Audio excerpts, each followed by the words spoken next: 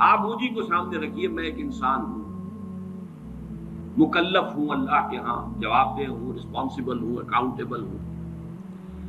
کچھ چیزیں مجھ پر وارد ہوتی ہیں، کوئی مصیبت آ گئی، کوئی تکلیف آ گئی، کوئی بیماری آ گئی، کوئی نقصان ہو گیا، کچھ ہو گیا۔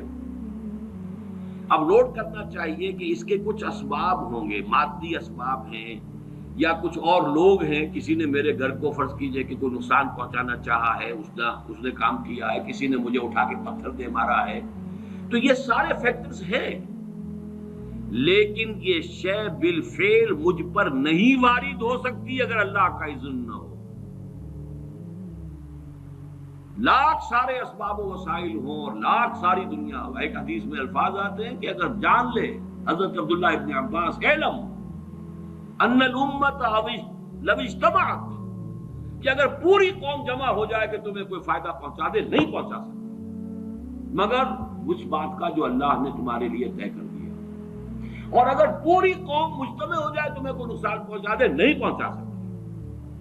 تو یہ اسباب و وسائل جو مجھ پر آ رہے ہیں، ان میں جو ہے فیصلہ کنشے اذن رب ہے۔ تو میں یہ بھی کہہ سکتا ہوں مجھ پر یہ اس کی لائی ہوئی مصیبت آ گئی، اور یہ بھی کہہ سکتا ہوں کہ اللہ کی طرف سے مجھ پر آیا، وہ خیر ہو یا شر ہو، والقدر خیر ہی و شر ہی۔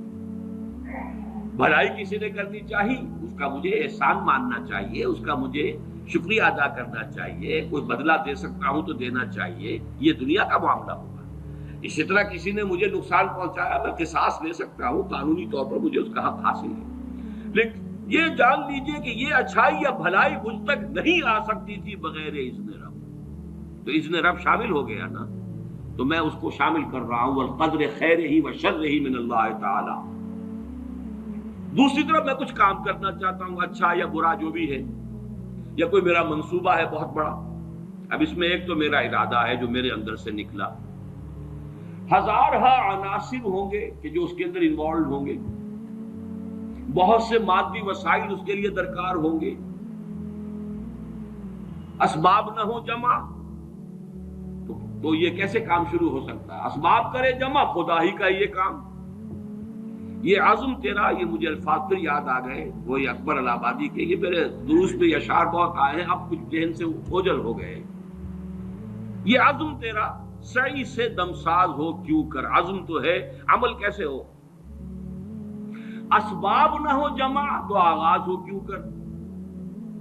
اسباب کرے جمع، خدا ہی کا ہے یہ کام، طالب ہو تو خدا سے، تو دعا ہی کا ہے یہ کام۔ یہاں پر بھی ایک فیکٹر ابھی اکبر الہ آبادی کی نگاہ سے بھی اوجل ہے۔ دیکھیے میرا ایک عزم ہے، میرا ایک ارادہ ہے، اس کے لیے کوئی مادی وسائل، کچھ لوگوں کا تعاون درکار ہے، وہ بھی اللہ کے کنٹرول میں ہے، اللہ چاہے گا تو آئے گا۔ پھر بالآخر کسی شے کا پورا ہو جانا،